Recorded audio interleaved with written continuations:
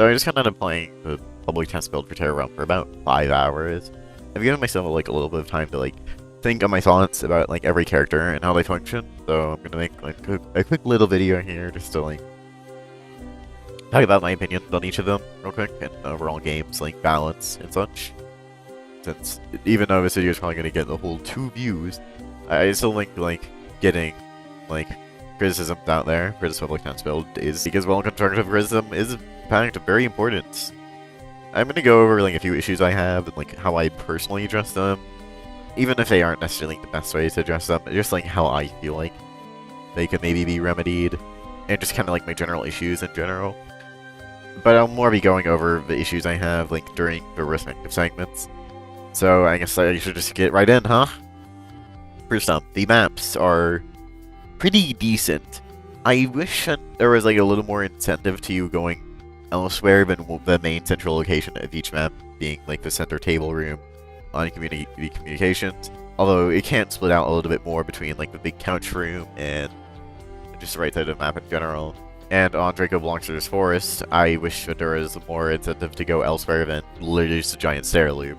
Well, you definitely do end up going there, like say in Last Man Standing, and just feels like when your team is alive, there's no reason not to clump up around there because inherently people are just going to clump there because it is a good spot to loop.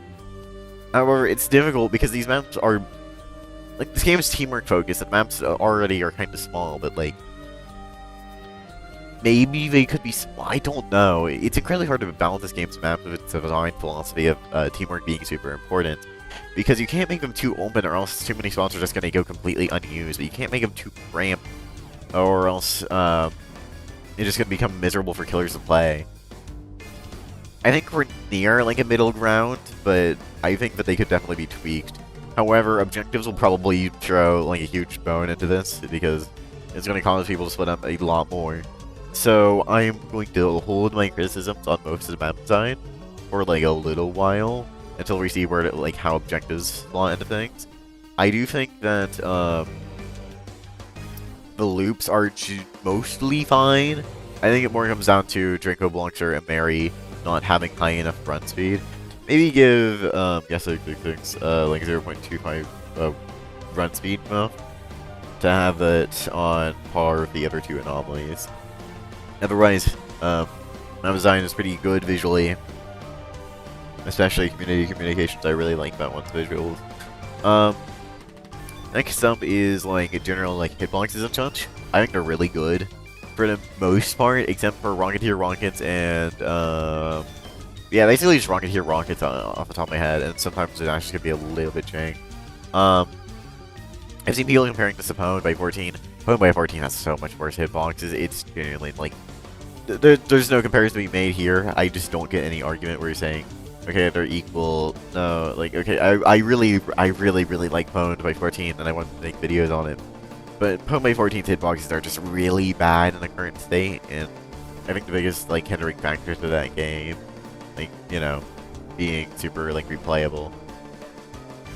This game has, like, really good ones compared to it. I think this game is about, like, on par with, like, Die of Death and such. Outside of, like, Rocketeer rockets and in some cases Dash Move. I guess I can go into the specific characters now, since that's like most of the overall things done. Rocketeer is incredibly fun to play, although not really the most intuitive, because for some reason the rocket is like locked to not being able to be aimed up and down, even though it lets you visually aim up and down, which is a really weird choice, which I hope they remedy, because it just makes it not very intuitive. Mines are mostly fine. I think they might be fine, but I'm not 100% sure. I didn't have the biggest issues with them in the 1.0 or 0.12 build, but they get got nerfed, like notably in the 0.13 build, and I'm not really sure how it plays. I'd imagine they're probably like super fine now, not really needing anything. Hitting rockets with Rocketeer is very fun, but it just sucks as the anomaly. Especially Draco Blanc's, because I just want to bring this up. For some reason, rockets can stack stuns on Draco Blanc's, and if you just have multiple Rocketeers to shoot the Draco Blanc's, you can just stun lock them. Which is just very fair.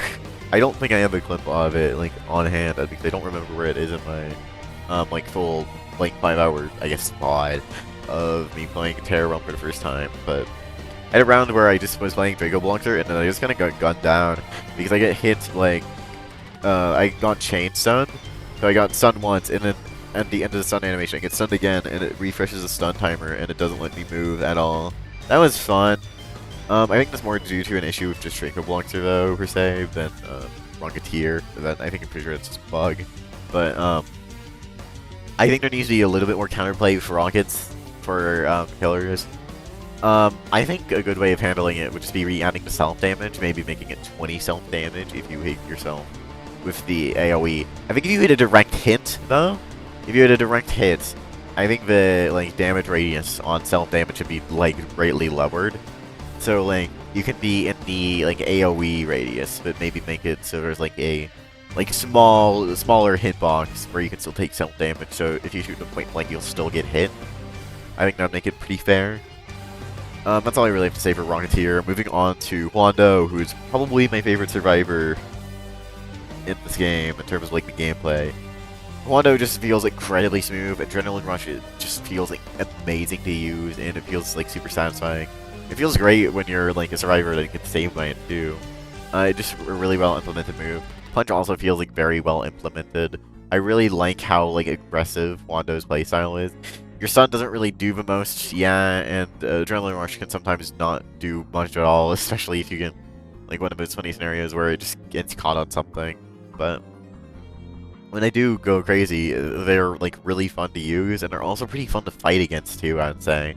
Wando is probably like one of the most balanced ASIM survivors out of like any ASIM game, and I think that's an incredibly like good accomplishment. I don't have much else for Wando that isn't just Glaze, so I'm just gonna move on to Bloom. Bloom also I really like. The gameplay style of being a fast-paced support, it just works really well. My only real complaint with Bloom is less of how they play, and more how they affect the game's like health economy. I think the game's health economy is way too lenient on Bloom, and I think that if your team doesn't have a Bloom, the medkit density should just be higher to compensate. Maybe like say instead of it being like 3 medkits on average on communications, have it be like 5, maybe 6. Or have it just like be dependent on player count. Because health economy is just really bad if you don't have blooms, and I don't think it's fun to have to make someone play support. Even if supports are fun, you should never be forced into having a role. I don't like it. Like, say in TF2, like no one wants to run medic. Like, even if medic is fun, it per se, or someone finds medic fun, it's just like having that obligation of like needing one. It just kind of sucks. I think there just should be less reliance on like absolutely needing one, especially when there's more survivors. But there will be more support station, maybe, who knows. But I think we're just gonna have to see of how this game's balance goes. I just think it's a little bit too lenient on Bloom right now for the health economy of survivors. Moving on, we got Community as our last survivor, and I really like him. The rating system is just really fun to use. Taunting Tormentor, even though you play kind of similarly to Huando's Adrenaline, where you just kind of camp near the killer, I really like how you can like use walls to snipe the anomalies through it. Because there is definitely counterplay with anomalies, because you can very easily wrap around most walls, or you could just predict the rest of the Taunting Tormentor hits, because well, you got hit by the first one, you can know to back up the wall. I think it's really fun for the counterplay for both Community's main moves. Canons could be a little bit jank. Like one round I got soft locked as killer and literally couldn't do anything. When I was like seconds, or probably like seconds away from winning too, which made it super unfortunate. Because the cardboard cutouts, Demos just didn't go away ever. Outside of that, cardboard cutouts are pretty fine. I like how there is genuinely a decision between, okay, should I break this now and give the Community the boost and take the penalty, or should I just leave it be? I think that's an interesting dilemma, and it adds more depth to killer gameplay. With that all said, I could move on to the killers, I guess, like the main highlight. They're kind of a mixed bag. Starting with Mary. Mary's like pretty good, I would say, but there are like a couple issues I have. I think Mary might just be a little bit too slow by default because you can get looped super easily as her. She is pretty fun to play though. I think my biggest gripe with her is that there is just no way to easily tell who your grudge is, and I think that needs to be like remedied. I think there needs to be like an icon Like, maybe not make it so you can see it through walls, but make it so if you conceive a player, maybe have it be like a little highlight above their head thing, like showing, okay, this player has a garage. Maybe kind of like however is like marked for death in TF2 with like a skull above the thing. It doesn't necessarily leak your location, but it does like tell you, okay, this person's vulnerable, go for them. Because some of these moves just feel a little bit unintuitive because of that. No other real complaints with Mary though. The dash just feels really good to use. Fracture is a little bit janky at times, it's still really fun. That's all I really have to say on Mary. Then we go to Draco Blancser, which is probably the most slot character in the public test build. Draco Blancser, like, he has his moments, but like Draco Blancser just is like a little bit lacking to me. I think my issues with Draco Blancser like mostly stem from Peril Frenzy is just way too free, and your other moves just don't do enough. Like, Big Draco Blancser just doesn't contribute like much at all, I feel like. In terms of bodies is like a cool move, but it also doesn't contribute much outside of location. And you're basically just like M1 and Feral Frenzy, and you don't really do much else since your other moves are just kind of not useful. And it just makes it like a not very fun playstyle where you're basically entirely reliant on Feral Frenzy to kill Bloom. You don't just get screwed over because of infinite healing, you're just going to get out-healed before you can do enough damage. I think Draco Blancser should probably have the highest run speed of any killer, by default. Because Mary has, like, the dash. Draco Blancser is obviously, well, she's very fun, she needs nerfed, but there's compensation, but Mary just has a lot more she can do, especially with Scream, to be able to catch up the survivors. Versus Draco Blancser not really having anything, I think Draco Blancser should probably be the fastest killer in the game. Or Anomaly, whatever you want to call him. Draconic Rage, it's basically all high moments in Aura with like zero super crazy practicality, which is a shame because, you know, Big Dragon is really cool and really fun to play as on paper, but it just doesn't really click because it just isn't strong enough to really do enough, unfortunately, which is kind of a shame. That's all I really have to say about Draco Blancser. It's kind of underwhelming. You're way too reliant on Feral Frenzy. If I were to do anything, I would just make it so, again, Feral Frenzy has lower damage output, and the constant Draco Blancser being the fastest killer out of any Anomaly, so you can counter looping super easily. Maybe even give Draco Blancser just a straight up flat +1 run speed. That would definitely have to be experimented with to get like the exacts on though. Which leads into our last killer, Guess 666, which I think it has a very interesting playstyle, to say the least, and I really like it. I don't think I have like any complaints, or very many complaints at least. There are two I can think off the top of my head though. Unsought Insignias, I don't like how there's no indicator that they instantly are going to instantly detonate. I think that they should be like a slightly darker shade of red, so that if you're playing slow, you can realize, okay, this is gonna instantly detonate. I need to not purposely disarm it. But if you're playing fast and recklessly, you'll run into it and take the damage. But I think on paper, having instant explosion mines are cool. It just doesn't really work because you have to guesstimate a lot of the time, like if the guest is even in range for it to happen. Because there's been a lot of times where I think, okay, the guest is close enough for me to get away with this, and then it just turns out, oh no, apparently the guest was slightly too far away, so it instantly explodes and you lose 40 health. Which I don't think is very fun, so I would just change that to be like some indicator. It doesn't even necessarily have to be visual, it could be audio cue too. Probably would have to be like some form visual though, and people that play without audio just get completely screwed. Another issue which I have with guessing this moveset is I don't like how Omnipresence forces you to go into its menu again to like re-teleport or like teleport to the eyes. I think you should just genuinely have a keybind, i.e. That one move that Collector has in Pwn by 14, where you can just teleport to a specific spot. I think it'd be much better for a flow if you guess could just do that. I could understand if it would make Guess 666 kind of broken, being able to just instant teleport to people, but maybe you can make it so there's like a slightly higher startup lag on it, so you can like say react to like competently react to the eye like getting ready to explode, as a cost for it being able to just do it like on a dime, like really quickly and way more snappy. But that's about it. I guess 666 just flows incredibly well. Unsought Insignia just works really well. Chain feels amazing to use, and it feels pretty good to counterplay as well, especially with like how you can use walls and screw it over. There's just like a lot into Like Book of 666. By far the most memorable of the 3 killers in my opinion in terms of like gameplay, and by far the most fun for me to play. With that said, I guess I could go into more miscellaneous things.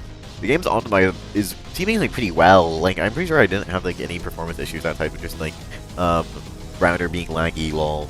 And I had a friend that has like a super unoptimized device that just genuinely like struggles at any Roblox game, and they didn't struggle that badly. Tearrealm, all things considered, they struggle less than they do with most like other ASIMs. I think I've seen people say it's unoptimized, but I just don't think this game's unoptimized from what I've seen.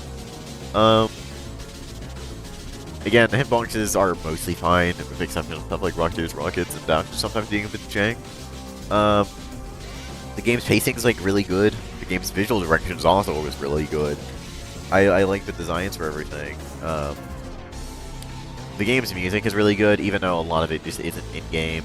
Like stuff like, especially Miss Me Gone. The teaser for the Longsong theme seems really cool. Thinking that one fan-made Noli theme for Forsaken that Aprince made is getting into the game as a base killer theme is really cool. I've always really liked that theme, and I just don't think I have very many super big complaints. I mean, obviously my issues with a public test to build, but stuff like no objectives, that will be fixed and remedied by the full game's release, so I'm going to be like a little bit lenient there, because, okay, if a problem's already getting fixed, why should I even like super heavily complain about it? Like, there definitely are issues with stuff like that, but as long as I know the issue will be remedied in the full game, I don't really see a point in going over it here.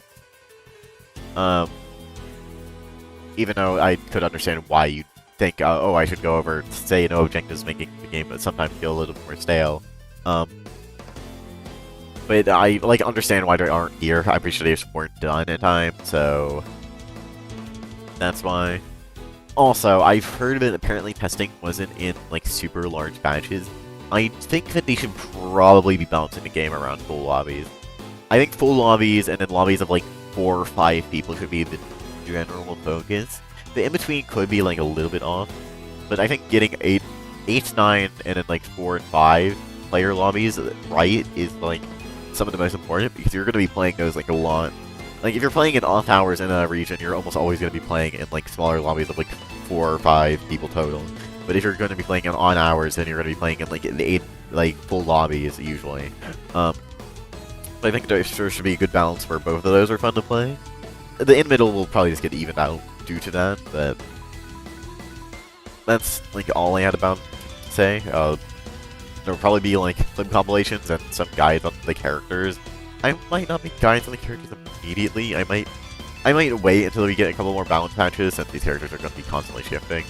Polando I might make a guide on though, because Polando seems really cool, and I don't think he's going to get changed much. I might make a guide on Guess 666 for similar reasons, because I don't think it's getting like any adjustments. With that said, that's all I really have to say. I don't want the funny outro clip, so like and subscribe if you like hearing me ramble about this game, which I enjoy, for like 20 minutes straight. I'll see you probably after the public test build ends.